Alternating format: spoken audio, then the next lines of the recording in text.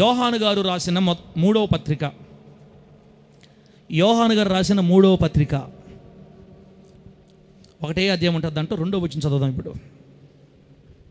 యోహాను గారు రాసిన మూడవ పత్రిక 2వ వచనం. ఒకవేళ నేను మొదట చదివితే, పెద్దనైన నేను సత్యమును బట్టి ప్రేమించు ప్రియుడైన గాయునకు శుభమని చెప్పి వ్రాయున్నది.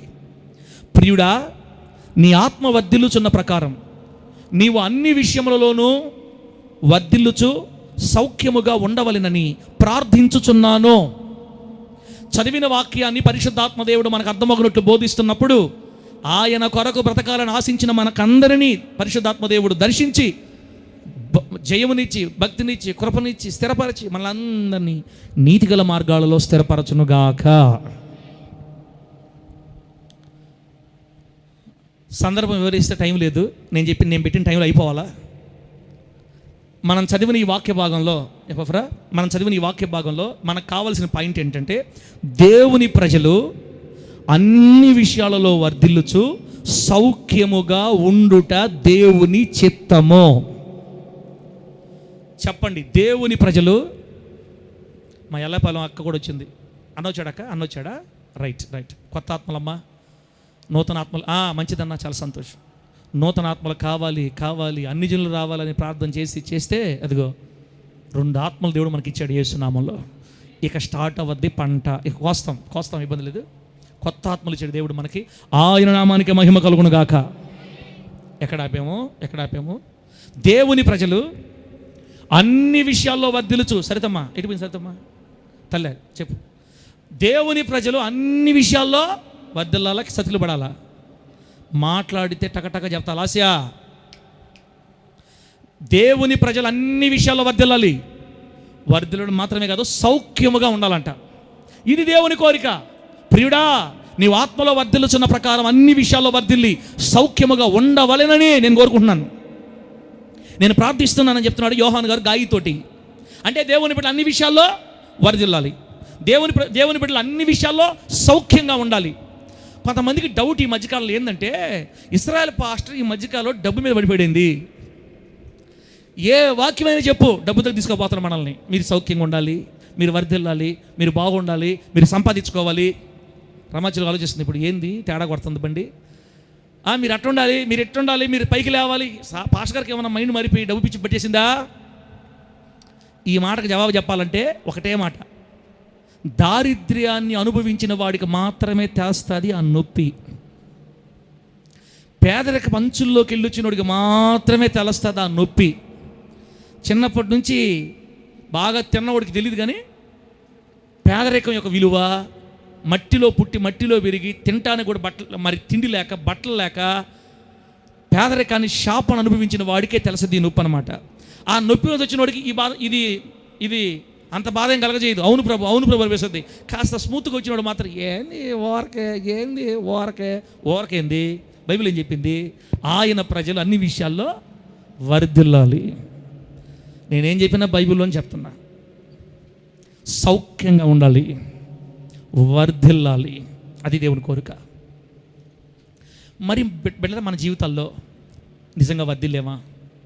ఇప్పటిదాకా ఈ 15 సంవత్సరాల సేవలో మన బిడ్డలు మొదటి నుంచి చూసుకుంటే ఇప్పటికి బాగానే ఉన్నారు, కానీ అయితే ఈ వచనంలో ఉన్న ఆశీర్వాదం మాత్రం మన జీవితాల్లో కృపాకర్ ఇంకా లేదు.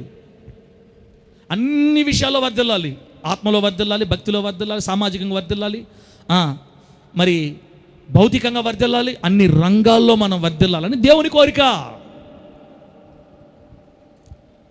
ఒక మంచి ఇల్లు లేకుండా బాధపడుతున్నాం అందరమే. ఇక్కడ కొంతమందికి ఇల్లు లేవు, సొంత స్థలాలు లేవు, సొంత ఇల్లు లేవు, బాడుగిల్లులోనే అయిపోయిన జీవితం అంతా. 3 జతల బట్టలు మార్చి కుట్టుకొని 4 చీరలు చుట్టుకొని ఏందమ్మంటే చాలే సార్, ఏదో దేవుడు ఇచ్చింది, మనం ఎక్కువ ఆశపడకూడదు. అమ్మా 40 వచ్చేసింది, ఇంకెప్పుడు 20 సంవత్సరాలు అయిపోద్దులే సార్, ఇంక ఇబ్బంది ఏముంది పాస్టర్ గారు. తిండి విషయంలో కొరత, ఆరోగ్యం విషయంలో కొరత, ఏదో బలహీనత, ఏదో ఒక రోగం, సంపాదించే సంపాదనలో కొరత, ఎటు పోతుందో అర్థం కావట్లేదు, చాలని జీవితం, పేదరికం, దరిద్రత, శాపం. బిడ్డ, ఎందుకో దేవుడి మధ్యకాలంలో నా మనసంతా ఇట్టే దిప్పాడు. అసలు పేదరికాన్ని తరిమి తరిమి కొట్టాలి. అది నా కోరిక. యేసునామములో ఆమేన్ చెప్పండి. మన సంఘంలో ఉన్న పేదరికాన్ని మీరు వదిలేసిన నేను వదలను దాన్ని. అది నా కళ్ళకు కనపడకూడదు యేసునామములో. అది నా కోరిక. కసి పేదరికం ఎందుకు కోట్లు వేసి చిన్నగా ఉంటారు, తేరకనుకుంటారా? బయటిని చూసి ఏమనుకుంటారంటే, అబ్బో ఇస్రాయల్ పాస్టర్ డబ్బు బాగా కట్టలు ఆమేన్ అంటా. నేను అంతే.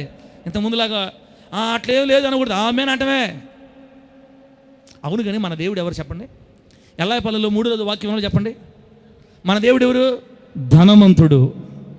ఆయన ధనవంతుడై ఉండియో తన దారిద్ర్యము వలన మనము ధనవంతులు కావాలనని భూమి మీదకి దేవుడు దరిద్రులుగా వచ్చాడంట.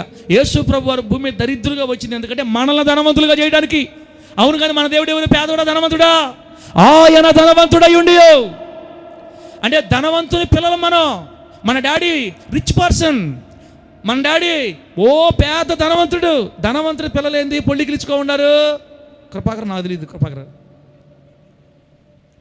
ధనవంతుని కూతుర్లు ఏంది ఎట్లా ఉన్నారు? రాళ్ళని, రప్పల్ని, సజీవము కానీ జీవము లేని నిర్జీవమైన వాటిని ఆరాధిస్తున్న వాళ్ళే కోట్లు కోట్లు సంపాదించుకుంటుంటే సిగ్గు లేకుండా జీవము గల దేవుణ్ణి ఆరాధిస్తా దరిద్రతలు పడి అల్లాడుతుంటే కారణం చెప్పమంటారా? నమ్మకపోవడమే. మనం ఫస్ట్ కారణం ఏంటంటే నేను పాపిని నా దరిద్రం. ఇది పెట్టడం మన సైతంగా మన గుండెల్లో. మన ఏ పాస్టర్ని ఎత్తుకో నువ్వు పాపివి అందుకే టైపోయావు, ఏ పాస్టర్ని ఎత్తుకో నువ్వు పాపివి అందుకే టైపోయావు. ఎక్కి ఇంజక్షన్ ఎక్కిపోయిందంటే నరాలు నిండిపోయింది. నేను పాపిని, నేను పాపం వదిలేదులే, నేను దీవించబడలేదు, అందుకే నన్ను దేవుడు దీవించట్లా. అయిపోయింది జీవితం ఇంకంతే ఆడికి. ఫస్ట్ కారణం. రెండో కారణం వచ్చి అమ్మో మనం అన్నీ అడగకూడదు దేవుడిని. దేవుడిని నమ్ముకున్న వాళ్ళు ఎక్కువ పేదలుగానే ఉండాలా. దేవుడిని అడగకూడదు అవన్నీ. ఆయనేమో ధనవంతుడు. మళ్ళా అరను ఇక్కడ వాడు చూస్తున్నారా? అరను మన దేవుడు ఎవరు మన దేవుడు? ధనవంతుడు. నేను బైబిల్లో ఉందాం ఈ మాట. 2 కొరింథీ పత్రికలో ఉంది మాట. ఆయన ధనవంతుడై ఉండి మనము ధనవంతులు కావాలని. ముఖ్యమంత్రి కొడుకు సినిపోయిన బట్టలు వేసుకుంటా బాగుంటాడా? ఇంక నేను అడగబడలేదు మీకు ప్రశ్న, అడగబడలేదు. ఎందుకు అవన్నీ? మన మనస్సులు మారిపోవునుగాక. తరిమి కొడతా, మామూలు కొట్టనే కదా దాన్ని. ఏమని అనుకోండి మీరు. ఇంకా పేదరికం నా కళ్ళకు కూడా అందుబాటులో కనపడకూడదు. సైతాన్ కా బేట ఇదే పేదరికమే. 15 సంవత్సరాలుగా మన మినిస్ట్రీని పట్టి పీడించేది ఇదే. బెటర్ మీరు చాలా మంచోళ్ళు. నేను చెబుతా ఉన్నాను అనుకోండి, మీరు వింటా ఉంటారు. వినుట వలన ఏం కలగద్దే? అది నేను మాట్లాడుతూ ఉంటాను. ఒకరోజు మీకు విశ్వాసం వస్తుంది. ఈరోజు కాకపోతే రేపు కాకపోతే ఆ తర్వాత విశ్వాసం వచ్చిన మరుక్షణమే మీ చరిత్ర మారిపోద్ది యేసునామంలో. దేవుడు ధనవంతుడు తమ్ముడు. మన దేవుడు, మన తండ్రి రాజ్యం మన తండ్రి ఇల్లు ఎట్లుంటుంది చెప్పండి? ఎట్లుంటుంది? పర్లోకం ఎట్లుంటుంది? సిమెంట్ గోడలు, పోత పని లేకుండా, నల్లగా మాలమాస్టులు అయిపోయి ఎర్ర బలుబు ఒకటి పెట్టుకొని, దేంట్లో? పరలోకంలో పెయింట్ కూడా లేదు వాళ్ళకి. పాతకాలపు కుర్చీ ఒకటి పెట్టుకొని అది మరస్తుంటే సౌండ్ వస్తుంటుంది. అదొకటి పెట్టుకొని ఇల్లంతటికి ఒకటే దుప్పటి. ఇదే అట్టుంటుందా పరలోకమా? అంద్రయ్య అట్టుంటుందా పరలోకమా? బైబిల్ అట్టుంది. ఏమని చెప్తుంది?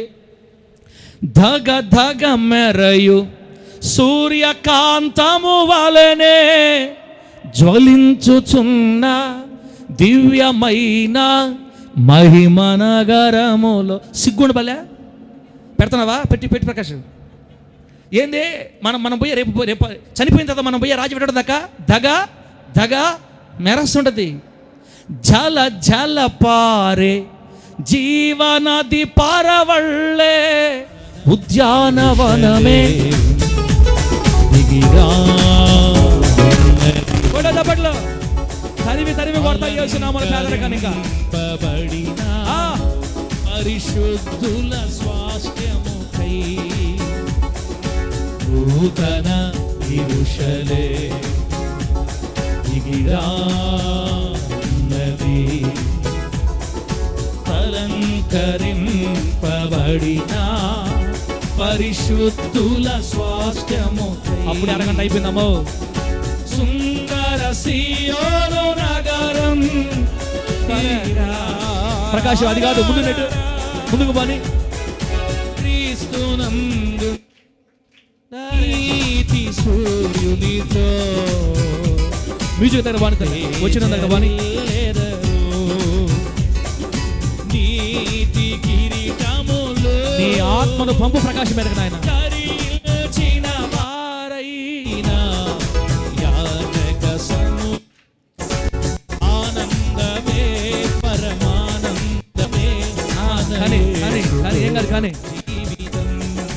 ముందు మనకు వచ్చి చెప్పు. హల్లెలూయా. తల ముందు నువ్వు తీసి పెట్టి రెడీ పెట్టుకొని పెట్టు. గాల ఏనదే దగ్గర రావాలి. అటు పెట్టాలి. నువ్వు ఎటు పెడతావు? అమ్మా మన రాజ్యం ఏసై రాజ్యం ఎట్టుంటుంది, రేపు మనం పోయే రాజ్యం ఎట్టుంటుంది. అప్పుడు పోదాంలో, ఇప్పుడు ఎందుక, ఇప్పుడు చినిపోయిన చీరలు కుదరదు. ఇదేంటి మారింది?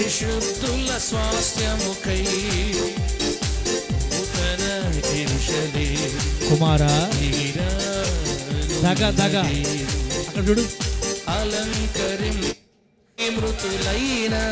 సౌండ్ తగ్గించు ప్రకాష్, సౌండ్ తగ్గి చిన్నగా పెట్టుకున్నప్పుడు చూసి చెక్ చేసుకో. హల్లెలూయా చెప్పండి అమ్మా గట్టిగా. చచ్చిపోయిన తర్వాత దగ్గర మెరిసే రాజ్యంలో ఉంటాము. ఆదాము గారు పుట్టినప్పుడు శ్రేష్టమైన ఉద్యానవనంలో కాపురం ఉండాడు. మరి ఈ భూమి మీద మిగిలే కొద్ది కాలం ఎందుకు ఉండాలమ్మా మనం అట్లా? లేదు బిడ్డ, మన మైండ్ మారాలంతే. మన దేవుడు ధనవంతుడు. నువ్వు నమ్మితే ఆయన నామంలో మన దరిద్రతంతా కొట్టివేస్తాడు. యేసు నామంలో మనం అన్ని విషయాల్లో వర్ధిల్లాలని, అన్ని విషయాల్లో సమృద్ధిగా ఉండాలని, మనం సౌఖ్యముగా బ్రతకాలని కోరుకునే దేవుడు. గట్టిగా చెప్పండి హల్లెలూయా. బిడ్డలారా, ఆ అధ్యాయంలో ఆ వచనంలో వర్ధిల్లుట అనే పదాన్ని ఇంగ్లీష్లో మనం గమనిస్తే, కింగ్ జేమ్స్ వర్షన్ బైబిల్లో మనం గమనిస్తే, వర్ధిల్లుట అనే దగ్గర ఆల్ థింగ్స్ ప్రాస్పర్ అనే పదం వస్తుంది. అంటే అన్నిట్లో వర్ధిల్లాలని. రెండోది సౌఖ్యముగా ఉండడం అంటే అండ్ బీ ఇన్ హెల్త్ అన్నమాట. సౌఖ్యముగా ఉండడం అంటే ఆరోగ్యంగా ఉండడం అని అర్థం. దేవుడు మనల్ని అన్ని విషయాల్లో వర్ధిల్ల చేస్తాడంట. ఆరోగ్య విషయంలో కూడా మనం వర్ధిల్లాలి. అంటే వేలకు వేలు మనం హాస్పిటల్లో పెట్టుకోవడం ప్రభుకి ఇష్టం లేదు. నమ్మండి బిడ్డలారా దయచేసి. అన్ని విషయాల్లో వర్ధిల్లి సౌఖ్యముగా ఉండాలంటే అండ్ బీ ఇన్ హెల్త్ అని రాశారు ఇంగ్లీష్ బైబిల్లో. అంటే ఆరోగ్యంలో కూడా సౌఖ్యంగా ఉండాలని. ఇదే వర్ధిల్లుడు అనే పదాన్ని హెబ్రీ భాషలో మనం చూస్తే, బిడ్డలారా హెబ్రీ భాష చూస్తే, వర్ధిల్లుట అనే దగ్గర వాడిన పదానికి సమాధానం అని అర్థం, వర్ధిల్లుట అని అర్థం, మంచిగా ఉండడం అని అర్థం, సంపూర్ణత్వం పొందడం అని అర్థం, ఏది కూడా పోగొట్టుకోకుండా ఉండడం అని అర్థం, ఏది విరగకుండా ఉండడం అని అర్థం. నథింగ్ నీడెడ్ అంటే అవసరం అన్నది ఏది లేకుండా అన్నీ ఉండడం, కావాలి అనే స్థితి లేని జీవితం. ఇన్ని అర్థాలు వచ్చే పదాన్ని హెబ్రీ భాషలో వర్ధిల్లుట అనే దగ్గర వాడారంట. టోటల్గా సుత్తి లేకుండా ఒక్క మాటలో సూటిగా చెప్పాలనుకుంటే దీవెనక, ఆయన తన ప్రజలని అన్ని రంగాల్లో వర్ధిల్ల చెయ్యాలనే కోరిక కలిగి ఉన్నాడు. ప్రియుడా, నీవు ఆత్మలో వర్ధిల్లుచున్న ప్రకారం అన్ని విషయాల్లో వర్ధిల్లే సౌఖ్యముగా ఉండవాలని ప్రార్థిస్తున్నాను. దేవుని ప్రజ అన్ని రంగాల్లో వర్ధిల్లాలి, అలాగే ఆరోగ్యంలో వర్ధిల్లాలి, క్షేమము సమాధానం నెమ్మది కలిగి ఏ కొరత లేకుండా. అక్క కోట్లు దగ్గర మనకి కోట్లు ఏమొద్దు. ఏదన్నా ప్రమాదం వచ్చినా, ఇబ్బంది వచ్చినా, చిన్న సమస్యలు వచ్చినా ఎవరి దగ్గర చేయి జాపకుండా నీకు నువ్వే బయటపడగలిగే సంతృప్తి సామర్థ్యం ఉండాలి మనకి. ఒక మంచి ఇల్లు బిడ్డలారా, పిల్లలకి మంచి భవిష్యత్తు, ఉద్యోగాలు, ఇంతే కదా ప్రభు ఆయన కోరుకునేది. అది కూడా లేకుండా యేసు ప్రభు బిడ్డలని చెప్పుకొని ధనవంతుడు కొడుకుల్లాగా బతకడం ఎంత అవమానం అది. తండ్రి ధనవంతుడు, మన తండ్రి ధనవంతుడు కదా.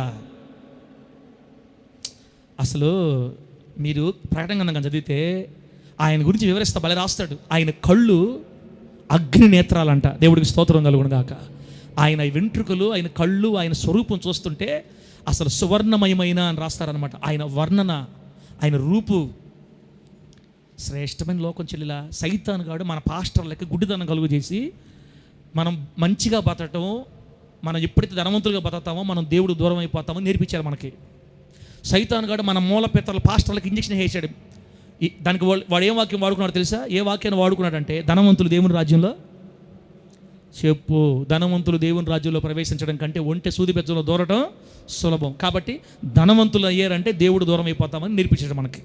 అప్పుడు మనం అనుకుంటాం డబ్బు ఉండకూడదు ఏమోలే, డబ్బు ఉండకూడదు ఏమో, మనం ఆస్వాదించబడకూడదు, అమ్మో ఇట్టే ఉండాలి, ఇదే పేదరికంలో ఉండాలి. పేదరికంలో ఉంటారంటే ఎవరు వస్తారు దేవుడి దగ్గరికి? ఎవరు రారు. కష్టాల్లో ఉండేవాడి దగ్గరికి వెళ్ళి ప్రభుని నమ్ముక నరకాన్ని పోతాం, నరకాన్ని పోతే మందులు పో అంటాడు ఒకటే మాట. కాబట్టి బిడ్డ ఎన్ని ముందు చెప్పేశాను మీకు. ఈరోజు టాపిక్ ఏంటంటే, దేవుని ప్రజలు అన్ని రంగాల్లో వర్ధిల్లి ఏ కొరత లేకుండా, ఫలాంది నాకు అవసరం అనే స్థితి లేకుండా, ఏది పోగొట్టుకోకుండా సర్వ సమృద్ధి కలిగి సంతృప్తి కలిగి దేవుణ్ణి మహిమపరుస్తూ బ్రతుకుట ఏ దేవుని చిత్తం. దేవుని స్తోత్రం కలుగును గాక. గట్టిగా చెప్పండి హల్లెలూయా. ముందు మీ మైండ్లో ఉన్న బూజు రాలిపోవును గాక. ఏం బూజు ఉంది మన మైండ్లో? నేను ఇంతే, నేను పైకి లేలేను, నా వల్ల కాదు, నా స్థితి కాదు, మేము ఇంతే, మేము సంపాదించినంత, మా బతుకు ఎంత, మా జీవితం ఎంత, మా కులం ఎంత, ఇవన్నీ తీసేతల్లా వదు చెల్లా. కులాలు మనుషులు పెట్టారు, మనకి దేవుడు పెట్టలా. అసలు భూలోకంలో కులం అనే పదమే లేదు. ఒక్క భారతదేశంలోనే కులం ఉండేది, అది కూడా మనుషులు వాళ్ళు పైకి పెద్దవారు అవడానికి మనల్ని తొక్కి మనకు రకరకాల పేర్లు పెట్టారు అంతే. మనం అందరమే ఆదాము సంతానం, మనం దేవుని సంతానం. యేసయ్య మన దేవుడు, ఆయన మనని మనుషులు తక్కువ చూపు చూస్తారు కానీ దేవుడు తక్కువ చూపు చూడ్డు. ఆయన నిశ్చయముగా నిన్ను నిలబెట్టి తక్కువ కులాలని ఎవరైతే మన ఎగతాలు చేస్తున్నారో వాళ్ళ కళ్ళ ముందు నిన్ను ఆశీర్వదించి నిలబెడతాడు యేసు నామములో. అన్ని రంగాలలో నీవు వర్ధిల్లుదువుగాక, ఎక్కడ పడిపోయి ఉన్నావు అక్కడ లేచుదువుగాక. నమ్మితే గట్టిగా ఆమె అని చెప్పు, లేకపోతే చెప్పబాకంతే. రెండే రెండు గట్టిగా చెప్పాలి. చెప్పే కాడికి నా ప్రభు అయిన యేసయ్య ఓడిపోయిన చోట నిన్ను నిలబెట్టును గాక, నీ మనసు మార్పునందును గాక, ఆరోగ్యములో సమృద్ధి కలిగి ఉందువు గాక, అన్ని రంగాలలో వర్ధిల్లుదువు గాక. బిడ్డలారా, ఇప్పుడు ఒకసారి మనం ఏం చూద్దామంటే అంశం పేరు చూడండి. ఫస్ట్ అంశం పేరు చూస్తే మీకు కొంచెం అవగాహన వస్తుంది. అంశం పేరు రాసుకోండి. దేవుడు మనకి ఈరోజు ఈ పూట వాక్యానికి ఆయన ఇచ్చిన అంశం ఏంటంటే, బిడ్డలారా చూడండి, అదిగో రాసుకోండి. భక్తి పరులు సైతం కటిక పేదరికమును అనుభవించుటకు గల ప్రధాన కారణం ఏమిటి? ఇదేంది భలే ఉంది అంశం. భక్తి పరులు సైతం కటిక పేదరికాన్ని అనుభవించడానికి గల ప్రధాన కారణం ఏంటి? తమ్ముళ్ళారా, అక్కలారా, ఈ పదం రాసినందుకు నన్ను ఏం అనుకోబాకండి. ఇప్పుడు వివరించేటప్పుడు మీకు బాధ కలుగుతుంది. మన ప్రార్థనా మందిరంలో హోలీ జడ్జ్ టెంపుల్ సార్, ఒకసారి ఏమో వర్షిప్ సెంటర్ అంటాం, ఒకసారి ఏమో హీలింగ్ సెంటర్ అంటాం, ఒకటేమో ప్రార్థనా మందిరం అంటాం, ఒకసారి చర్చి అంటాం. నేను ఏది పెడితే అదే, మీరు ఏం మాట్లాడకుండా వెనక వస్తూ ఉండటమే. ఏది పెడితే అది. ప్రస్తుతానికి హోలీ జడ్జ్ టెంపుల్ అని పెట్టుకున్నాం, అక్కడ ఉండండి. ఇప్పుడు మన మందిరంలో ఉన్న వాళ్ళల్లో భక్తి పరులు ఎవరు అని అడిగారు అనుకోండి మిమ్మల్ని, మీరు కొన్ని పేర్లు చెప్తారు. మన సంఘంలో భక్తి పరులు ఎవరన్నా చెప్పండి అంటే కొంతమంది అక్కల పేర్లు, చెల్లెల పేర్లు, తమ్ముళ్ళ పేర్లు చెప్తారు మీరు. కానీ మన సంఘంలో కాస్తో కోస్తో భక్తి కలిగిన వాళ్ళకంటే కూడా వెనకబడిపోయి, భక్తి లేకుండా, ప్రార్థన లేకుండా, కాస్త బలహీనతలుండి అటు ఇటు కొట్టుకొచ్చే వాళ్ళ కంటే ఈ భక్తి పరులు పేదరికంలో ఉన్నారన్నది నిజమా కాదా? అర్థం కాల ప్రశ్న. ప్రస్తుతానికి మనం ఉదాహరణకి విలసన తీసుకుందాం. విలసన 4 గంటల ప్రార్థన పెట్టినప్పుడు ఎవరైనా ఆగేరేమో కానీ విలసన మాత్రం ఆగల. ఆగితే ముందే చెప్తాడు మనకి, పలానా రోజున ఆగిపోతాను సార్ అని. 4 గంటల కల్లా లైన్లోకి వస్తాడు అంతే. పాట పాడమంటే పాట పాడతాడు, ప్రార్థన చేస్తాడు. విలసన వచ్చిన కాడి నుంచి విలసనలో మీకు ఏమైనా పొరపాటు కనపడ్డాయేమో కానీ నాకైతే ఏం కనపడలా. బిడ్డకి మంచి ఆసక్తి అనా. కృష్ణాపురం అంటే ఎక్కడది? కృష్ణపట్నమా? కృష్ణాపురం తల్ల కృష్ణపట్నమా? కృష్ణాపురం గూడూరుకి 5 కిలోమీటర్లు. 5 కిలోమీటర్ కాడి నుంచి ఆటో వేసుకొస్తాడు, బైక్ వేసుకొని వస్తాడు. రైల్వే స్టేషన్కి వచ్చి రైల్వే స్టేషన్లో 6:30కో 6కు ట్రైన్ ఎక్కి 7:30కో 8కో దిగుతాడు. ఇక్కడ గూడూరు అవతల నుంచి ముందుగా వచ్చి మనందరికంటే ముందు చర్చిలోకి వస్తాడు. నాకైతే బిడ్డలో భక్తి కనపడింది. ఇట్లాంటి భక్తి పరుడిని నేను అంత ఎక్కువగా ఎక్కడ చూడడం, కొంచెం లిమిట్గా చూస్తుంటా. నా దృష్టిలో బిడ్డ భక్తి పరుడే. కానీ విలసన కంటే చర్చికి టైంకి రాకుండా నిద్రపోతా చెప్పకూడదు. కానీ అన్నీ ఉంటాయి, అయ్యి ఉంటాయి, అమ్మ కావాలి, అవ్వ కావాలి, బొవ్వ కావాలి, అన్నీ ఉంటాయి. ఇట్లా కొంచెం దారి తప్పి తొలగిపోయిన వాళ్ళ దగ్గర ఉన్న డబ్బు ఇప్పుడు విలసన దగ్గర లేదు. విలసన పేదరికంలో ఉన్నాడు. మందిని క్రమంగా రాకుండా ఆ బిడ్డ ఏమో బాగా ఆశీర్వదించబడున్నాడు. ఆ బిడ్డ బాగా కానుకలు ఇస్తాడు. విలసన దగ్గర కానుకలు లేవు, సమృద్ధి లేదు, ఆశీర్వాదం లేదు. ఇస్తారక్క రా, బయటికి రా, ఏసునామములో బయటికి రా. నీకు విషయం అర్థమవుతుంది ఇస్తారక్క. ఇప్పుడు మా ఎస్ఆరక్క గురించి కూడా నేను చెప్తే, అక్కలో నాకు భక్తి కనపడింది. నేను ఇంకా పొగిడితే బాగుండదులే. అట్లా చాలామంది ఉన్నారు ఇక్కడ. ఎస్తేరక్క కంటే క్రమంగా మందిరం రాకుండా ఉండే బిడ్డల దగ్గరే ఆస్వాదించబడినారు.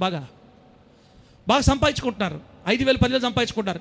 నెలకి 50,000 సంపాదించుకుంటున్నారు. వాళ్ళే 3 పూటలు తింటున్నారు. మా ఎస్తేరక్కేమో, పాస్టర్ సారు నువ్వు వండుకున్నావా? లేదక్క నేను కూడా వండుకోలేదు సార్. సరే కానీ ఆదివారం చేపలు పెట్టి తెస్తాను సార్. ఈ వారం అంతా ఎండు, ఆదివారం చేపలు తీసుకురా. ఏంది భక్తి పరులు ఏమిటున్నారు? కొంచెం అటు ఇటు ఉండేవాళ్ళు బాగా సమృద్ధిగా ఉన్నారు. ఏంది? అందుకే అంశం పేరు పెట్టాను నేను. భక్తి పరులు సైతం ఎందరో, చాలామంది భక్తి పరులు. బిడ్డలారా, అందరం చెప్పట్లేదు కానీ చాలా వరకు మన సంఘం గురించి మాట్లాడుతున్నాను. భక్తి పరులు సైతం కటిక పేదరికాన్ని అనుభవించడానికి గల కారణం ఏంటి? క్రమంగా లేని వాళ్ళు, భక్తిలో లేని వాళ్ళు బాగానే ఉంటున్నారు. మరి మనం ఎందుకు భక్తి పరులుగా సాధించలేకపోతున్నాం? ఒక కారణం ఉంది బిడ్డ. ఆ ఒక కారణం చెప్పాలని ఇదంతా రాసుకొని వచ్చాను. ఆ కారణం దగ్గరికి వెళ్ళే ముందు కొన్ని విషయాలు మనం చూడాలి. భక్తి పరులే ఈరోజు ఎక్కువగా పేదరికంలో ఉంటున్నారు సంఘాల్లో. నా మాట అర్థమైతే గట్టిగా అడుగులు చెప్పండి.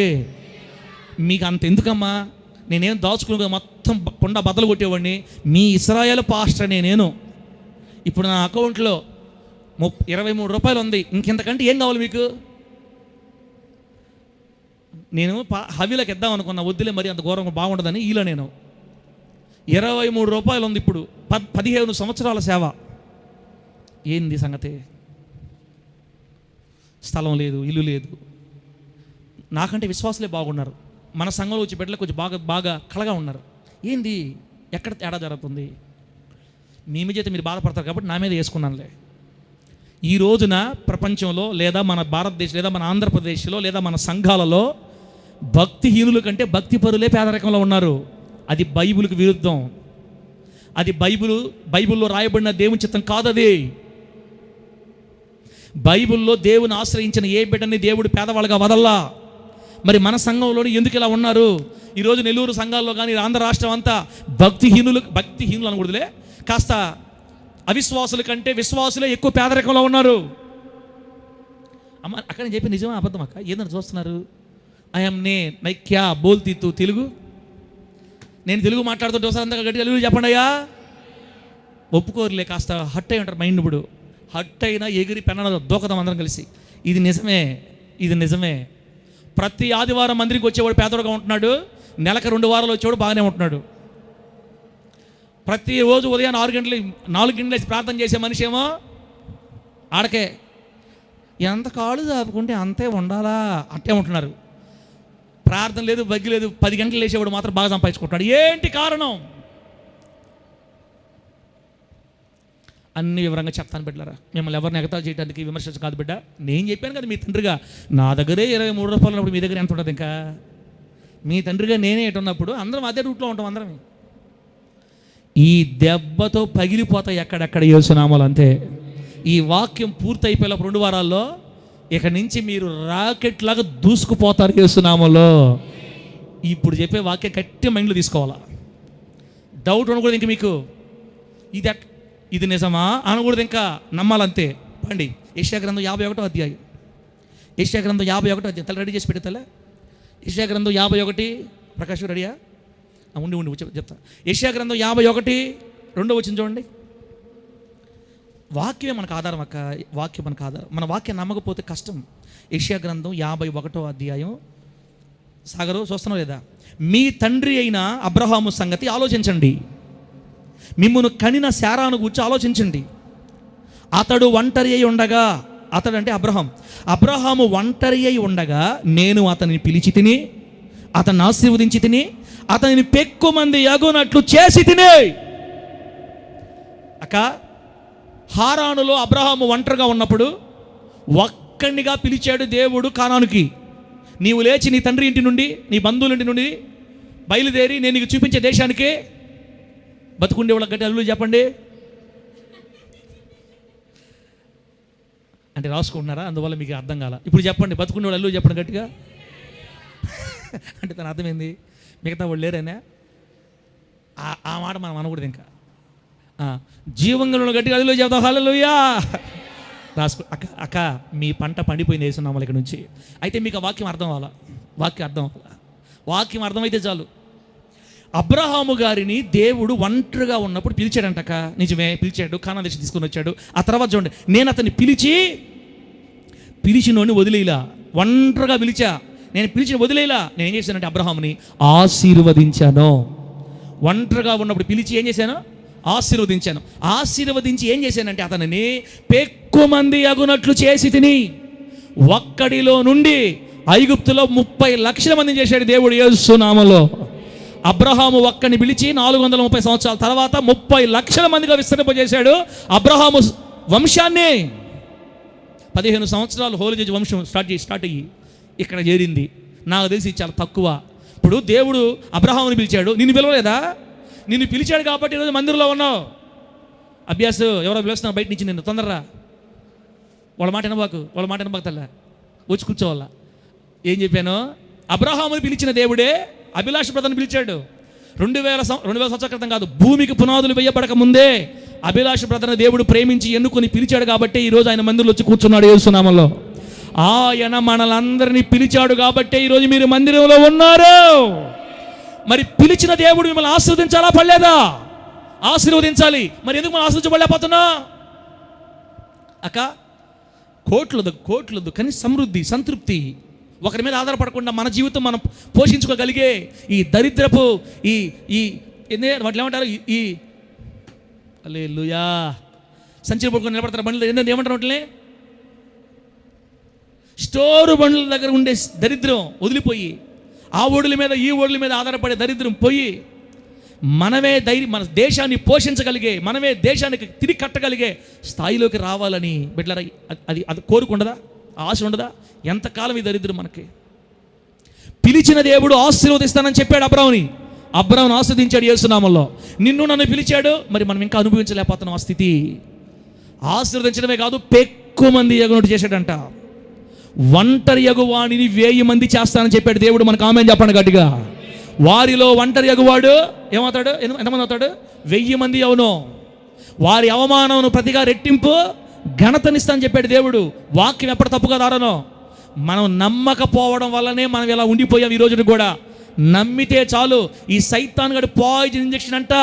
ఈ పాయిజన్ ఉందే మైండ్లో, ఒక్కొక్క వారం కొడితే దెబ్బకి రాలాలు వేస్తున్నాము అంతే. పూర్తిగా పాయిజన్ పోయి విశ్వాసపు ఇంజెక్షన్ నిండిపోవాలి నరాలంతా. వినుట వలన ఏం కలుగుతుంది? వినిపిస్తా మీకు కొత్త వినిపిస్తా ఇక నుంచి మీ హల్లెలూయా. ఎట్ట పోకుండా నేను చూడనా? ఇప్పుడు అబ్రహాం దేవుడు పిలిచాడక్క, ఒంటరిగా ఉన్నప్పుడు ఆశీర్వదించాడు, అతన్ని పెక్కు మందిగినట్టు చేశాడు. ఆశీర్వదించబడిన స్థితికి ఉదాహరణ అబ్రహాం గారి కంటే మనకు ఎవరు కనబడతారు చెప్పండి? అబ్రహాం ఒంటరిగా వచ్చి సమృద్ధి కలిగి దీవించబడిన వాళ్ళలో మనం బైబిల్ చూడాలంటే మొట్టమొదటి మనకు కనపడేది అబ్రహాం గారే. అబ్రహాము దేవుని ద్వారా దీవించబడ్డాడు. బైబిల్ ఏం రాయబడిందంటే ఆదికాండంలో, యెహోవా అబ్రహామును ఆశీర్వదించాను గనుక అతడు గొప్పవాడాయెను. ఎలియాజరు రెప్కా వాళ్ళ తల్లిదండ్రులు చెప్తున్నాడు, అయ్యా దేవుడు నా యజమానుడైన అబ్రహామును ఆశీర్వదించాడు, అతడు గొప్పవాడయ్యాడు. ఆశీర్వదించాడు కాబట్టి అతడు గొప్పవాడయ్యాడు. వెండి బంగారం పశువులు బహు ధనవంతుడుగా ఉన్నాడండి, అతను ఒక కొడుకున్నాడని చెప్తున్నాడు అనమాట. బిడ్లరా, మొదట మన పేదరికం తొలగిపోవాలి, మన ద్వారా దేవునికి మహిమ కలగాలి. మనం ధనవంతుని పిల్లలవి. ఆయన మనల్ని ఆశీర్వదిస్తే అన్ని జనులు మన వైపు చూస్తారు యేసు నామములో. ఆత్మలు దొరకాలంటే ముందు మనం లేవాలా. ఈ దరిద్రతలో కూర్చున్నంత కాలం ఒక్కను కూడా నువ్వు ప్రభు దగ్గరకు తీసుకురాలేవు. తీసుకురాలేవు నువ్వు. ఇంకా నీ స్థితి మారితేనే, నీ అప్పుల్లోంచి నువ్వు విడుదల పొందితేనే, 10 మందికి నువ్వు చాచగలిగే స్థితి నీకు వస్తేనే, నువ్వు ఒక దీవెనకర అనుభవాల్లోకి వస్తేనే ఇతరులు నీ వైపు చూసి ఈ ఆశీర్వాదం నాకు కూడా కావాలని వస్తారు దేవుడి దగ్గరికి. మనమే లోతుల్లోకి వెళ్ళిపోతే రారు, ఒక్క ఆత్మ కూడా సంపాదించుకోలేవు. కాబట్టి నా ప్రియమైన దేవుని బిడ్డ, దేవుడు మనల్ని లేవనెత్తాలని ఆశ కలిగి ఈరోజు వాక్యం మాట్లాడుతున్నాడు. దేవునికి స్తోత్రం కలుగును గాక. అంశం పెట్టిమా. అంశం ఏంది? భక్తి పరులు సైతం కటిక పేదరికను అనుభవించడానికి ప్రధాన కారణం ఏంటి అనేది మనం చూస్తున్నాం ఇప్పుడు. బిడ్డరా, ఇప్పుడు నేను చెప్పిన మాట రాసుకోండి. ఏంటంటే ఇంగ్లీష్లో ఉంటుంది ఆ మాట, property does not answer to prayer. అది నేను పాపకు చెప్పలేదులే, మీకు ఇంగ్లీషు అర్థం చేసుకున్నప్పుడు నేను తెలుగులో చెప్తా దాన్ని. ప్రాస్పరిటీ, వర్ధిల్లుట అంటే ప్రాస్పరిటీ అని అర్థం. Prosperity does not answer to prayer. ఇప్పుడు తెలుగు రాసుకోండి. దాని అర్థం ఏంటంటే వర్ధిల్లుట అనేది ప్రార్థన ద్వారా కలగదు. ఈ మాట గుండెలు పగిలిపోయినాయి మీకు.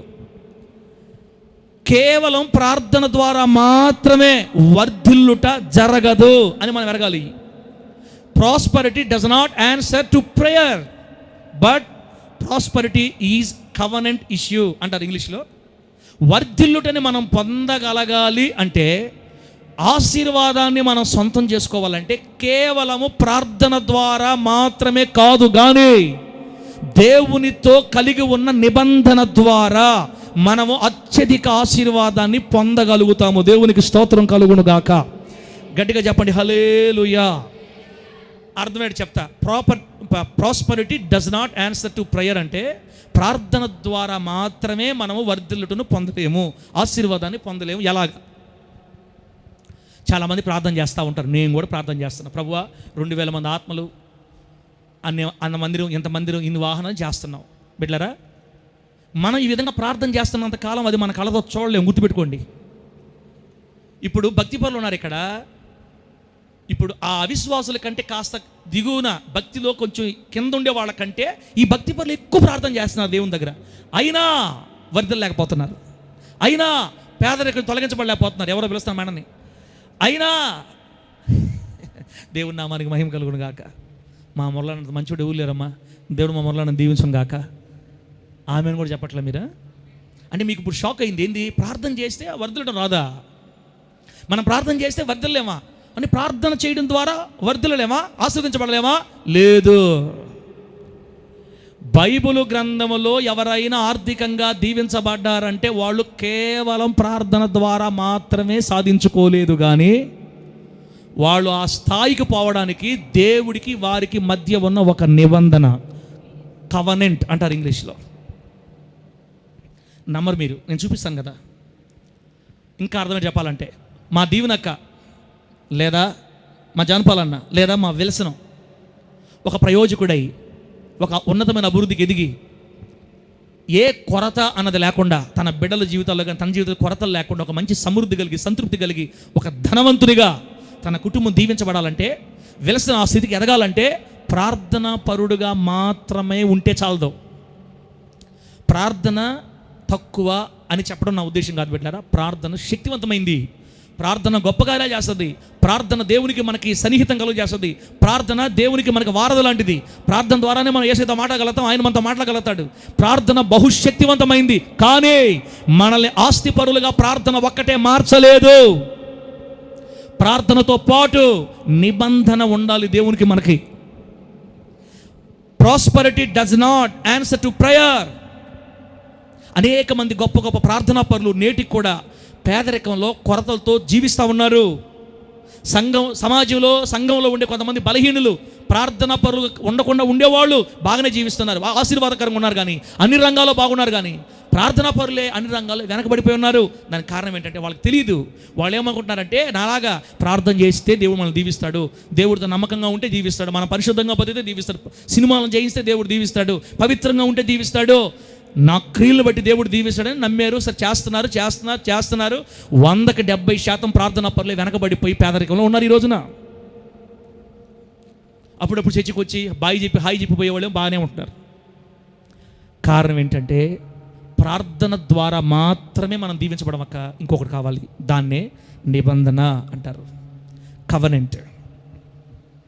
బిడ్డలారా, వర్ధిల్లుటని మనం పొందగలిగేది నిబంధన ద్వారా మాత్రమే. దేవుడికి మనకి మధ్య ఒక నిబంధన జరుగుతుంది. ఆ నిబంధన మాత్రమే మనల్ని అభివృద్ధిలో తీసుకొని వెళ్తుంది. అబ్రహాముని దేవుడు అంతగా వర్ధిల్ల చేయడానికి, అంత గొప్పగా ఆస్వాదించడానికి అబ్రహాముని కానీ, ఇస్సాకుని కానీ, యాకోబుని కానీ, దావీదుని కానీ ఎవరైనా కూడా దేవుడు అంత సమృద్ధిగా దీవించడానికి వాళ్ళ మధ్య ఉన్న దేవునికి వాళ్ళకి మధ్య ఉన్న నిబంధన. ఈరోజు మనకి దేవుడు కూడా ఒక నిబంధన ఉంది. కొన్ని నిబంధనలు చెప్తాను, రాసుకోండి. బైబిల్లో ఉన్నటువంటి కొన్ని నిబంధనలు చెప్తాను మీకు. ఫస్ట్ దేవుడు నోవాహుతో నిబంధన చేశాడు బిడ్డలారా. ఆదికాండం 9:17 చదివే టైం లేదు. ఆదికాండం 9:17 నోవాహుతో నిబంధన చేశాడు. అది నోవాహుతో చేసిన నిబంధన. నోవాహు, ఇక మీదట నేను భూమి మీద జలప్రలయం రప్పించను, ఇదిగో నా నిబంధన గుర్తుగా ధనుస్సుని పెడుతున్నాను మేఘంలో, ఇక మీదట భూమి శపించబడదు, భూమి మీద ప్రళయం రాదు, నా కోపం తగ్గించుకుంటాను, ఇక మీదట మీరు అభివృద్ధి చెందండి, దీవించబడండి, ఆస్వాదించబడండి, ఇదిగో ఫలించి అభివృద్ధి చెందు, ఇదే నా నిబంధన అని నోవాహుతో నిబంధన చేశాడు. అబ్రహాముతో కూడా దేవుడు నిబంధన చేశాడు. ఆదికాండం 17 చదవండి. ఇప్పుడు మన వాక్యం అబ్రహాం గారు కదా, చదవాలి ఈ వాక్యం. ఆదికాండం 17 నిబంధన ద్వారా మాత్రమే మనం దీవించబడతాం, ప్రార్థన ద్వారా కాదు. కానీ ప్రార్థనతో పాటు నిబంధన ద్వారా. ఆదికాండం 17 1-2 వాక్యాలు చూడండి.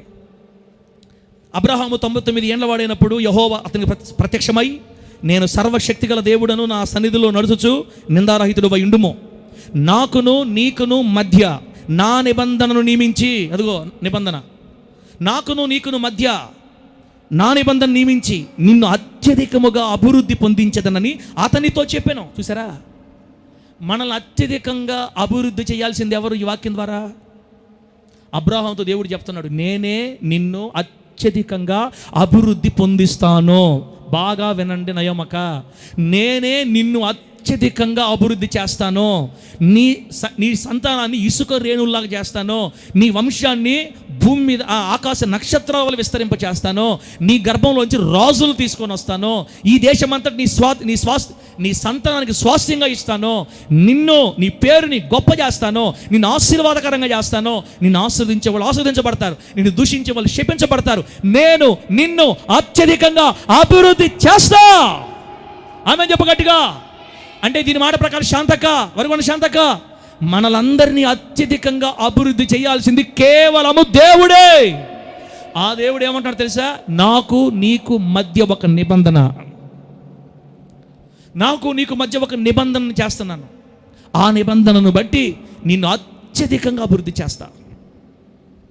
అంటే ప్రభు ప్రార్థన చేస్తే చేయవా? ప్రార్థన ఒక్కటే ఉంటే, ప్రార్థన ఒక్కటే చేస్తే అట బిడ్డ, నీకు నాకు నిబంధన ఉంటాయి కదా, ఆ నిబంధన బట్టి నేను దీవిస్తాను. బిడ్డరా, 2 నిబంధనలు అయినా, 1 నోవాహుతో చేసిన నిబంధన, 2 అబ్రహాం చేసిన నిబంధన. ఈరోజు క్రొత్త నిబంధనలో ఉన్న మనందరి తోటి దేవుడు ఒక నిబంధన చేశాడు. అది మార్కు సువార్త 14:24 కనపడతా చూడండి. మార్కు సువార్త 14:24 ఉంది. యేసయ్య మనతో చేసిన నిబంధన, కొత్త నిబంధనతో చేసిన నిబంధన. అప్పుడు ఆయన, ఇది నిబంధన విషయమై అనేకుల కొరకు చిందింపబడుచున్న నా రక్తం. యేసుక్రీస్తు వారు తన రక్తము ద్వారా మనందరితో నిబంధన చేశాడు. ఇప్పుడు మనందరము క్రొత్త నిబంధనలో ఉన్న బిడ్డలు. ఆమేన్ చెప్పండి గట్టిగా. ఆల్రెడీ దేవుడు మనతో నిబంధన చేసేసి ఉన్నాడు, అది రక్త నిబంధన. యేసయ్య తన రక్తమును బట్టి, రక్తము కార్చి, ఆయన రక్తాన్ని మన కొరకు అర్పించి మనలందరిని ఆయన కోసం కొనుక్కున్నాడు. మనందరి మీద ఆయనకు అధికారం ఉంది. ఆయన మనలను దీవించుటకు ఆయనకు సర్వ హక్కులు ఉన్నాయి. దేవునికి స్తోత్రం కలుగును గాక. ఆదాము నిబంధన వేరు, నోవాహు నిబంధన వేరు. క్రొత్త నిబంధన బిడ్డలంగా మనందరితో యేసయ్య తన రక్తం ద్వారా చేసిన నిబంధన వేరు. ఇది క్రొత్త నిబంధన, రక్త నిబంధన. ఆమేన్ చెప్పండి గట్టిగా, చెప్పండి గట్టిగా, హల్లెలూయా. సంఘముతో దేవుడు చేసిన నిబంధన, ఇది రక్త నిబంధన. సార్ మరి ఎటో వెళ్ళి ఎటో వస్తారు, మాకు అర్థం కావట్లేదు. ఏమీ లేదు, భక్తిపరులు సైతం ఆర్థిక దారిద్ర్యం, కటిక పేదరికలో ఉండడానికి ప్రధాన కారణం ఏంటంటే, భక్తిపరులు అనుకుంటున్నారు ప్రార్థన చేసి భక్తిలో ఉంటే దేవుడు మనం దీవిస్తాడని. కాదు, నిబంధనను బట్టి మనం దీవించబడతాం. ఏంటి ఆ నిబంధన తెలియాలి. ఆ నిబంధన ఎలా వర్తిస్తుంది, ఆ నిబంధన మనం ఎలా చేయాలి అంటే, ఇంకొంచెం ముందుకు పోతే వివరంగా మనకి విషయాలన్నీ అర్థమవుతాయి. దేవుని నామానికి మహిమ కలుగును గాక. గట్టిగా చెప్పండి హల్లెలూయా. 40 నిమిషాలు అవ్వస్తుంది బిడ్డలారా, త్వరగా ముగించేస్తా. పాట పెట్టు తమ్ముడు, పాట పెట్టు. ఇప్పుడు ఆ పాట పాడదాం. ఆ తర్వాత అబ్రహాం గారి నిబంధన ఎన్ని గొప్ప కార్యాలు ఉన్నాయో, దేవుడు ఎలా దీవించాడో చెప్పి మనం ఏమి నేర్చుకోవచ్చు.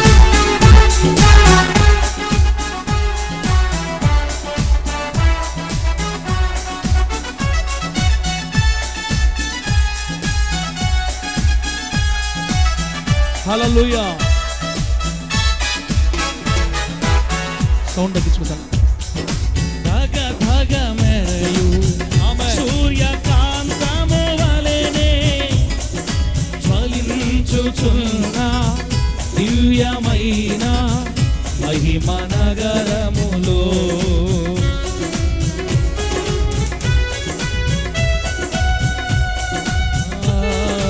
ధగ మెరయు సూర్యకాంతము వలెనే జ్వలించుచున్న దివ్యమైన మహిమ నగరములో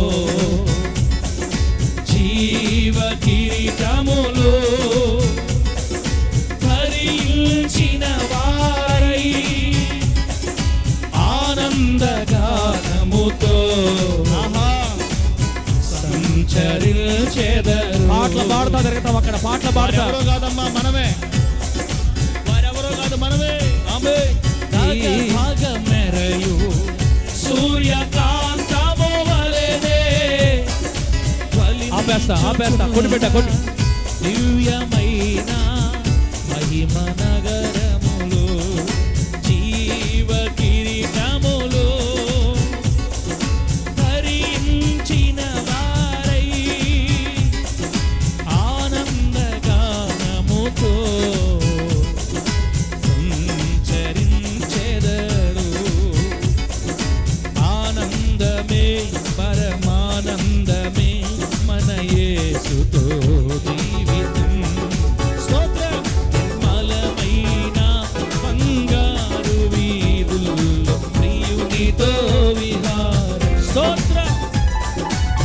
ఆనందమే ఆనందమే పరమానందమే మన యేసుతో జీవితం. నిర్మలమైన బంగారు వీధుల్లో ప్రియునితో విహారం. నూతన యెరూషలేము తీరానది, అలంకరింపబడిన పరిశుద్ధుల స్వాస్థ్యముకై, అలంకరింపబడిన పరిశుద్ధుల స్వాస్థ్యముకై. హల్లెలూయా. దేవుని బిడ్డలారా, ఇంతవరకు మీకేం అర్థం కాలేదని నాకు అర్థమైంది, ఇప్పుడు అర్థమవుద్ది. నిజమేనా? ఒక్కడ మాత్రం బాధాకర విషయం అక్క, భక్తి పరులు సైతం ఎందరో కటిక పేదరికంలో ఉన్నారు నాతో పాటు. దానికి కారణం ప్రార్థన మాత్రమే కాదు, ప్రార్థనతో పాటు నిబంధన కావాలి. ఆ నిబంధన ఇప్పుడు మీకు బాగా అర్థమవుద్ది. 12వ అధ్యాయం తిండి అబ్రహాం గారి దగ్గరికి వెళ్దాం.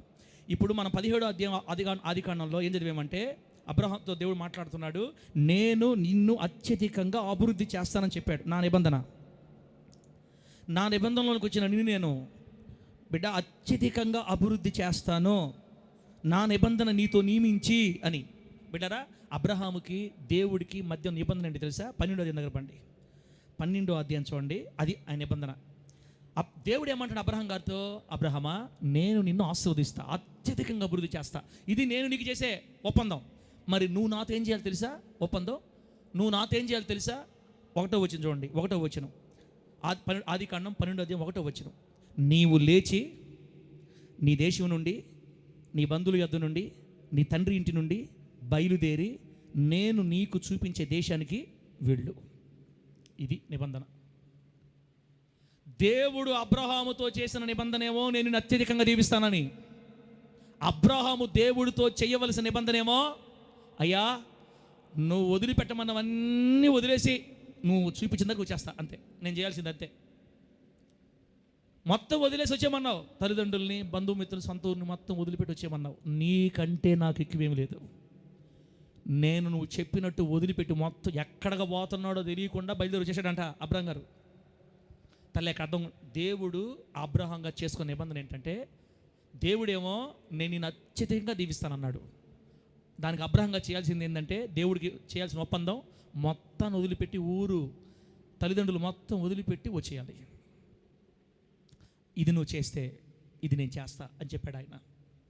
బిడ్డలారా, అబ్రహాము బలిపీఠం గట్టి ప్రార్థన చేసినందుకు అబ్రహాము దేవుడు దీవించలేదు. కానీ అబ్రహామును దేవుడు ఎందుకు దీవించాడంటే, ఆయన అడిగిన ఒప్పందం నువ్వు వదిలిపెట్టి రావాలి అన్న దాన్ని వదిలిపెట్టి వచ్చాడు. కాబట్టి ఆయన నిబంధనలో కరెక్ట్గా నిలబడినందుకు, దేవుని మీద నమ్మకం ఉంచి, ఎక్కడికి పోతున్నాడో తెలియకపోయినా పునాదులు గల పట్టణం కోసం ఎదురు చూపులు చూసి విశ్వాసం కలిగి ఆయన పిలిచాడు, తీసుకెళ్తాడు, నన్ను పోషిస్తాడని నమ్మి మొత్తం వదిలి వచ్చేసాడు. కాబట్టి అబ్రహాం గారి నిబంధన కాపాడుకున్నాడు. కాబట్టి ఇప్పుడు దేవుడి నిబంధన కాపాడుకున్నాడు.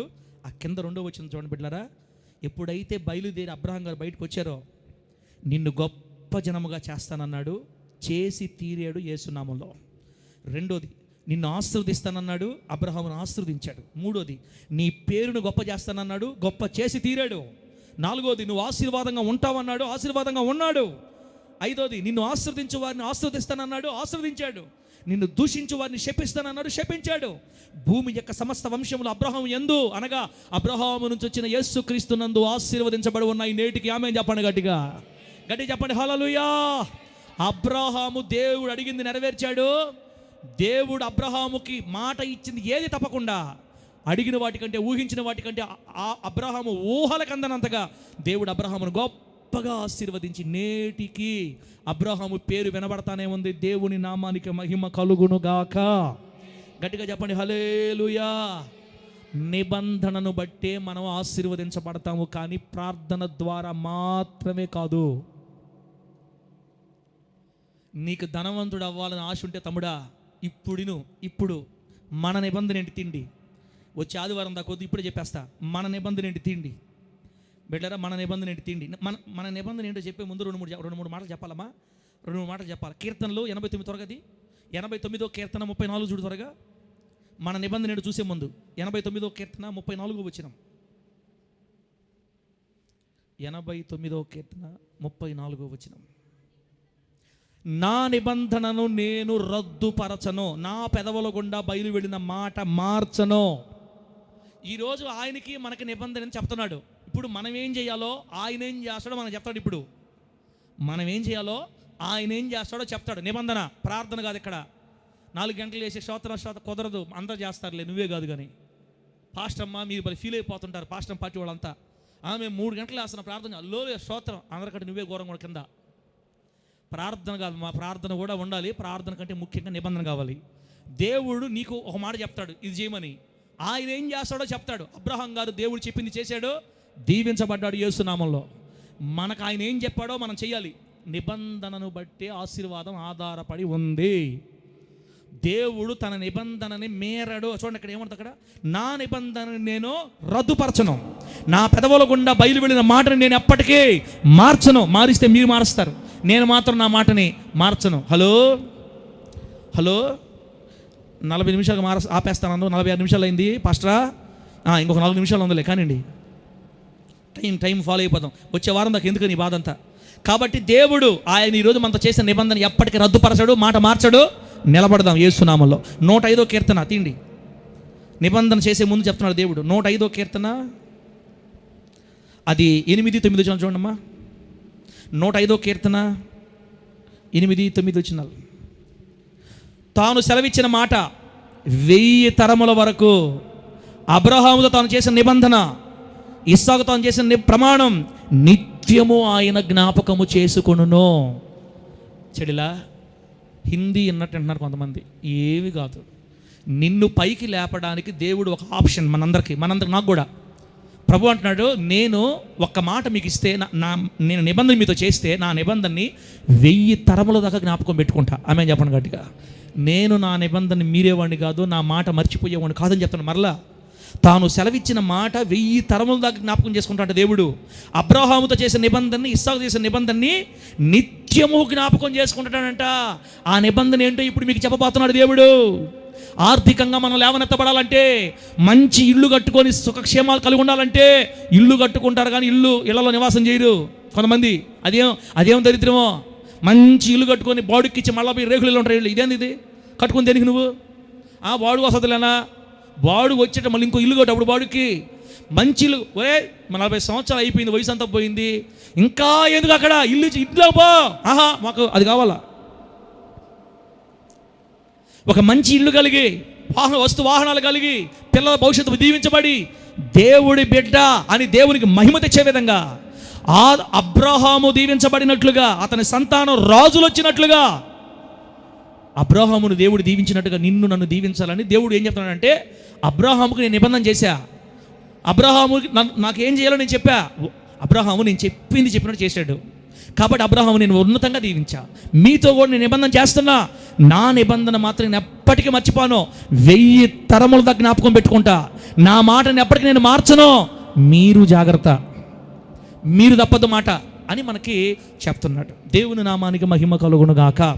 ఎప్పుడైతే ఆయన చేసిన మాటను మనం మీరమో, మనం ఆయనకి ఇచ్చిన మాట తప్పకుండా ఉంటామో, అప్పుడేమవుద్దంటే 112వ కీర్తన, అప్పుడేమవుద్దంటే 112వ కీర్తన,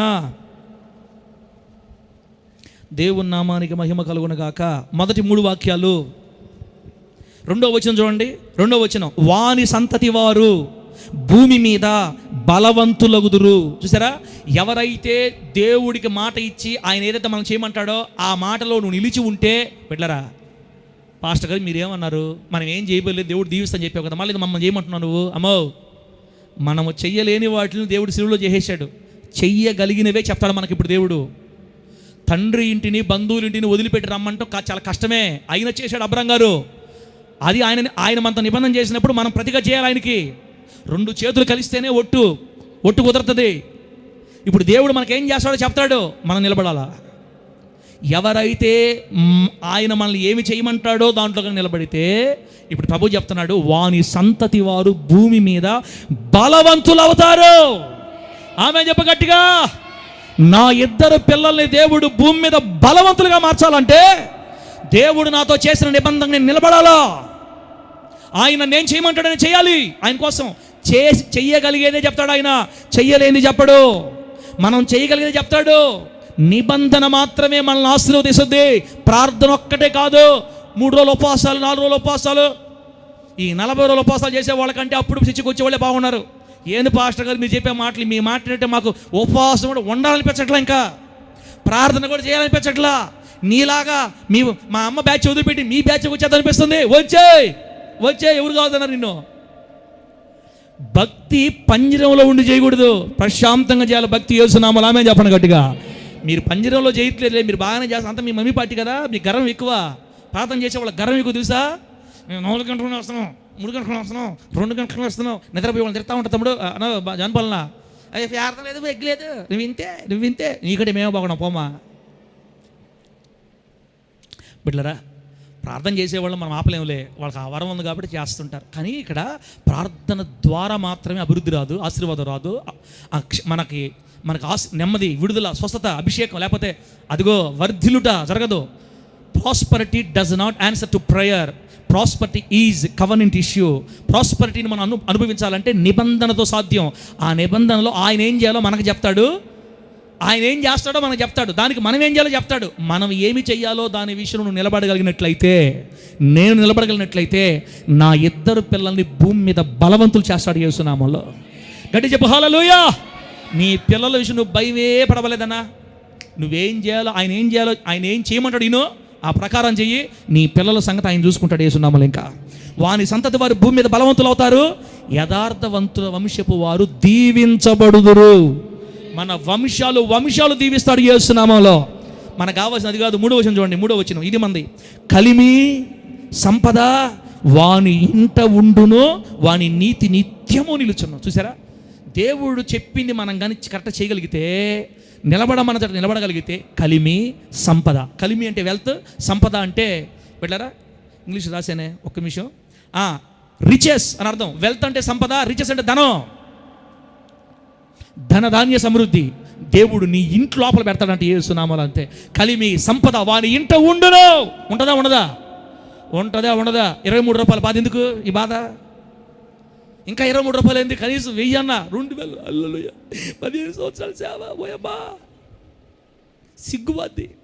అప్పుడు అనుకునేవాడిని, అమ్మా ఒక సంవత్సరం క్రితం ఏమనుకున్నానంటే, నేను కాబట్టి 23 రూపాయలతో అనుకునేవాడిని, నేనే కరెక్ట్గా సేవ చేస్తున్నాను, నేనే కరెక్ట్, నాదే కరెక్ట్, నాకు డబ్బు మీద ఆశ లేదు అనుకునేవాడిని. ఒరే దరిద్రుడా, అది దరిద్రురా.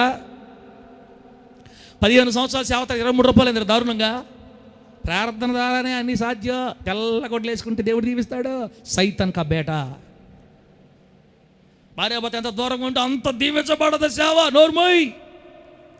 మీ కార్యాల ద్వారా, మీ అద్భుతాల ద్వారా, మీరేదో చేసుకున్న త్యాగాల ద్వారా, సమర్పణల ద్వారా సేవ దీవించబడే పని ఇదే. నేను ఎంతో గొర్రెలు కాసుకోవడానికి ఉండేది ఇక్కడ అని అన్నాడు దేవుడు. ఆయన ప్రేమను బట్టి మన సేవ దీవించబడాలి. ఆమేన్ చెప్పండి గట్టిగా. నిబంధనను బట్టి సేవ అయినా, కుటుంబాలైనా దీవించబడతాయి. మనం ఏం చేయాలో ఆయన చెప్తాడు, ఆయన ఏం చేస్తాడో మనకు చెప్తాడు. ఇప్పుడు ప్రభు అంటున్నాడు, మీరు నేను చెప్పిన మాట నిలబడగలిగితే మీ ఇంట్లో కలిమి సంపద నిత్యము నిలబడతాయి. సమృద్ధి కలిగి బతుకుతారు. ఒకరి మీద చేయి జాపకుండా, ఒకరి దగ్గరికి వెళ్ళి మీరు చేయి జాపకుండా బతుకుతారు. సామెతలు 10:22. సామెతలు 10:22. బిడ్డ ముగిచేస్తాను, ఇంక అయిపోయింది. ఇంకెక్కువసేపు చెప్పిన అర్థం కాదు మీకు. సామెతలు 10:22 ఏమని తెలుసా?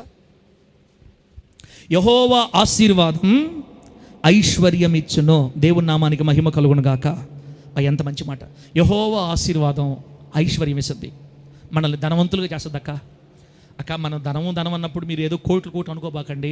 ఒకరి దగ్గర చెయ్యి చాపకుండా, ప్రతిదానికి వేరే ఆధారపడకుండా నీవు ఇతరులకు చెయ్యి చాచగలిగే స్థితిలో ఉంటే చాలు. అది గొప్ప దీవెన. మనకి మన బిడ్డలు బాగుపడాలి, మన ప్రయోజకులు అవ్వాలి, అనేకులకు ఆశీర్వాదకరం అవ్వాలి, నీ ద్వారా దేవునికి మహిమ కలగాలి, నువ్వు బహుగా ఫలించాలి, అనేకులకు ఆశీర్వాదకరంగా మారాలి, సంఘానికి నువ్వు వెన్నెముకగా మారాలి. ఇది దేవుని కోరిక. ఇవన్నీ జరగాలంటే నిబంధనలో నిలిచి ఉండాలి. దేవుడు ఈ మాటలు మనకు ఆశీర్వాదకరంగా మార్చి వర్ధిల్ల చేయునుగాక. గట్టిగా చెప్పండి హల్లెలూయా. ఆ నిబంధన ఏంటో వచ్చే వారం తర్వాయి భాగం. టైం ఏమో 55 నిమిషాలు అయింది. కనీసం 20 నిమిషాలు పట్టదు. ఎంత తొందరగా ఫాస్ట్ చెప్పినా వద్దు, దాని వివరంగా మాట్లాడుకుందాం మనము. వివరంగా మాట్లాడుకుందాం, నిదానంగా మాట్లాడుకుందాం. చాలా బాగా చెప్పాలి దాన్ని, చాలా విషయాలు ఉన్నాయి బిడ్డలారా. కనీసం ఒక గంట మాట్లాడుకుంటే మీకు నీట్గా అర్థం అవుద్ది. ఏ నిబంధనలో మనం నిలబడితే దేవుడు మనల్ని ఆర్థికంగా దీవిస్తాడో, మనల్ని గొప్ప స్థాయికి లేవనెత్తాడో పిల్లరా, అవన్నీ మనం వివరంగా విందాము. ఇప్పుడు దాకా మీకు ఏమర్థమైంది చెప్పి ముగిచ్చేస్తా. ఫోన్ పెడతా, ఫోన్ పెట్టు, బైబిల్ మూసేయండి బిడ్డలారా. గుర్తు చేసుకుందాం ఒకసారి. దేవుడు ఈరోజు మనకేం చెప్పాడంటే, దేవుని ప్రజలు అన్ని విషయాల్లో, నీవు అన్ని విషయాల్లో వర్ధిల్లి సౌఖ్యముగా ఉండాలని కోరుకుంటున్నాడు. నువ్వు అన్ని విషయాల్లో వర్ధిల్లి మనం అన్ని సౌఖ్యంగా ఉండాలని, ఆరోగ్యపరంగా క్షేమంగా ఉండాలని కోరుకున్నాడు. అబ్రహామును దేవుడు ఆ విధంగా దీవించాడు. సమాధానం, నెమ్మది, క్షేమం, ఆరోగ్యం, సంతృప్తి.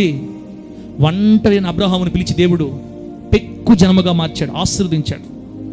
ఆ అబ్రహాముతో దేవుడు నిబంధన చేశాడు.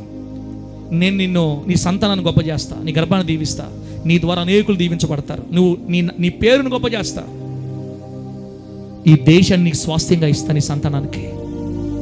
ఇది నేను చేస్తాను, నాకు నువ్వేం చేయాలి తెలుసా? నువ్వు వదిలిపెట్టి రావాలి, నువ్వు ఉన్న స్థలంలో వచ్చి లేచి రావాలి. తండ్రి ఇంటి నుంచి బయలుదేరిరా, నా దగ్గరకు వచ్చాయి, అవన్నీ వదిలేయి, నేను చూపించే దేశానికి వెళ్ళు. నువ్వు ఇది చేయగలిగితే నేను ఇది చేస్తా. ఆ నిబంధనను అబ్రహాముతో దేవుడు చేసి, ఆయన 1000 తరముల వరకు మాట మర్చిపోడు, నిబంధన మర్చిపోయేవాడు కాదు, ఆయన మాట తప్పేవాడు కాదు. దేవుడు తన నిబంధన రద్దుపరచడు. ఆయన నిబంధన ద్వారా గొప్ప ఐశ్వర్యం, ఆయన మాట గొప్ప సంతృప్తి, సమృద్ధి కలుగు చేస్తుంది బిడ్డరా. ఈ రోజుకి అబ్రహాం గారి పిల్లలు ఎంత సమృద్ధిలో ఉన్నారో మనం చూస్తున్నాం. బిడ్డా, కళ్ళు మూసుకొని మాటలు వింటా ఉండు, వీలైతే ప్రార్థన చేద్దాం. అబ్రహాము గారి పిల్లలు ఈరోజు పేదరికంలో లేరు, గుర్తుపెట్టుకోండి. ఇజ్రాయేల్ దేశం వెళితే ఏ ఇల్లు కూడా పేదరికంలో ఉండదు ఈ రోజున.